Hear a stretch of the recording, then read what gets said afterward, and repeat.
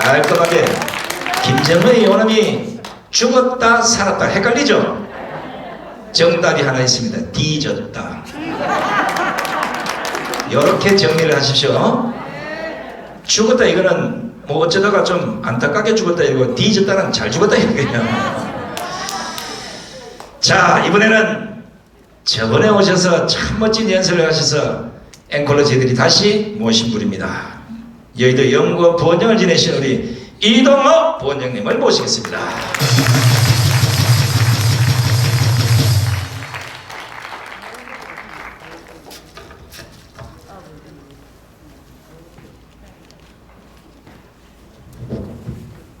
안녕하세요. 반갑습니다.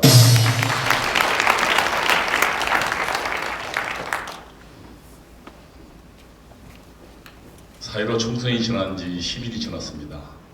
아직도 여기저기에서 패배의 충격에 안타까워하는 한숨 소리가 들리고 있습니다. 저는 묻습니다. 왜 실망하십니까?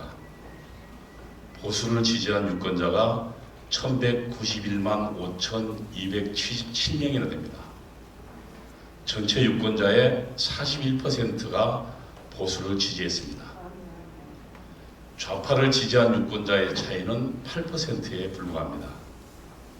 만일 우리가 5%만 더 유권자를 설득했다면 우리가 승리했을 것입니다. 우리는 알고 있습니다. 보수정당을 지지하는 유권자는 40%고 좌파를 지지하는 유권자도 40%입니다. 이번에 보수를 지지하는 유권자들은 정확히 우리를 지지했습니다. 한번 돌이켜 보십시오. 지난 17년도 대선에서 우리 보수정당을 지지하는 유권자는 24%였습니다. 지난 18년 지방선거에서 자유한국당은 23.8%를 얻었습니다. 탄핵에 반대한 유권자 25%의 마의 벽을 뚫지 못했습니다. 그러나 이번 선거에서 드디어 마의 25%를 넘어섰습니다. 보수 유권자들을 통합시키는데 우리는 성공했습니다. 탄핵의 후유증을 우리는 극복한 것입니다. 왜 실망하십니까? 우리는 점차 승리를 향해서 나아가고 있는 것입니다. 이제 우리 앞에는 중도 유권자를 설득하는 일만 남았습니다. 10% 그들만 설득하면 우리 빼앗긴 정권을 찾아올 수 있습니다. 왜 난망하십니까? 왜 좌절하십니까? 우리는 이길 수 있을 것입니다.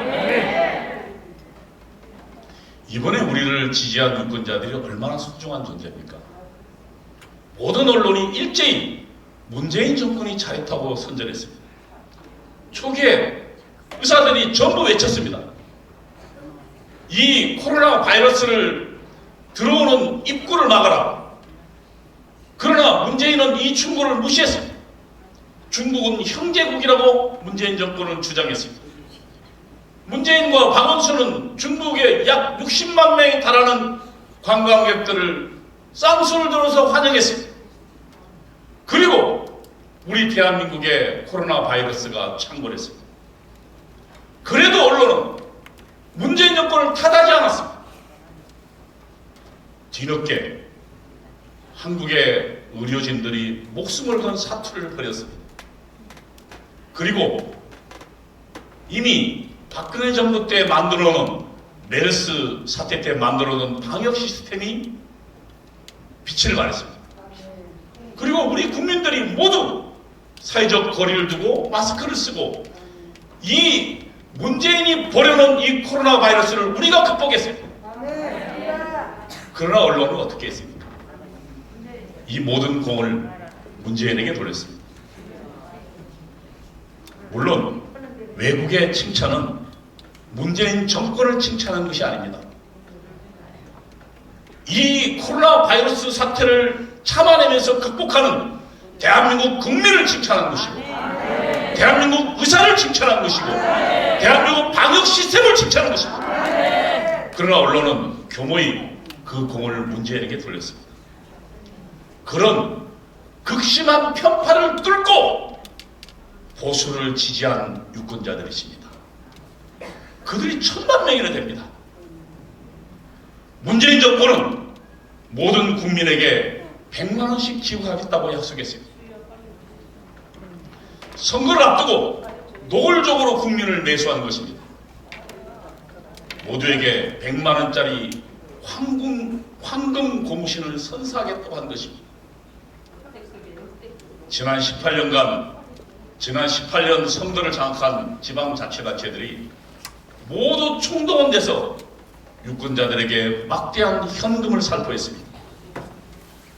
그 소용돌이에서, 그 악조건 속에서 그것을 뚫고 보수를 지지한 소중한 유권자들이 무려 1200만이 됩니다. 존경하는 애국 시민 여러분, 우리는 패배하지 않았습니다. 보수 정당과 지도자가 패배했을 뿐입니다. 맞습니다. 그들은 신념도 없었습니다. 투지도 없었습니다. 전략도 전술도 없었습니다. 편향된 언론이 막말이라고 하고 말하면 걸음아 날 살려라고 도망치기만 같습니다.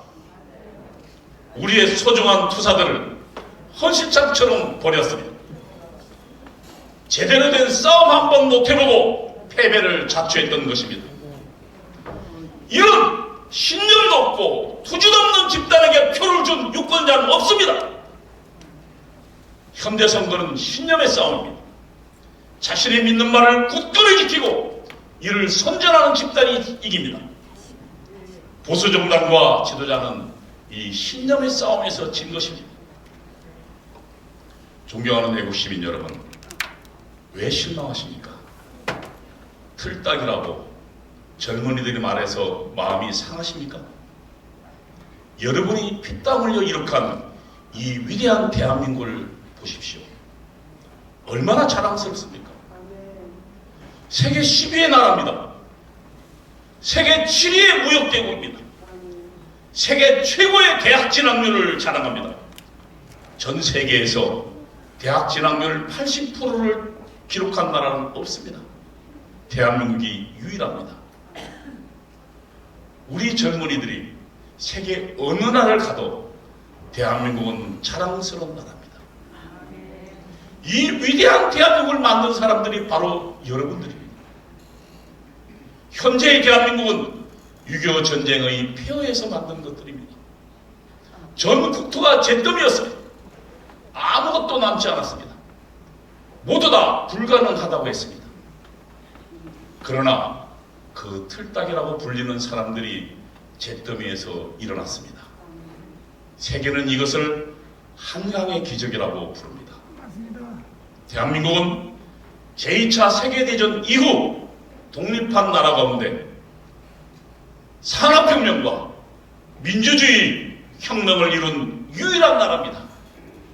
이들이 이것을 바로 틀딱이라 불리는 여러분들, 우리가 한 것입니다. 존경하는 애국 시민 여러분, 마음 상해하지 마십시오. 그동안 여러분은 대한민국을 잿더미에서 세계 인류 국가로 만드는 것에 모든 것을 바쳤습니다. 너무 바빴습니다. 새벽별을 보고 출근해서 늦은 밤이 돼서야 집으로 돌아왔습니다. 아이들과 제대로 대화를 나누는 시간도 없었습니다. 그렇게 만든 대한민국입니다. 그러다 보니까 젊은이들을 교육하는 데 게을렀습니다. 대한민국 내부에 주사파라는 독버섯이 자라는 것을 몰랐습니다. 그 독버섯이 우리 젊은이들을 망쳐놓았습니다. 주사파는 우리가 만든 이 위대한 대한민국을 저주했습니다.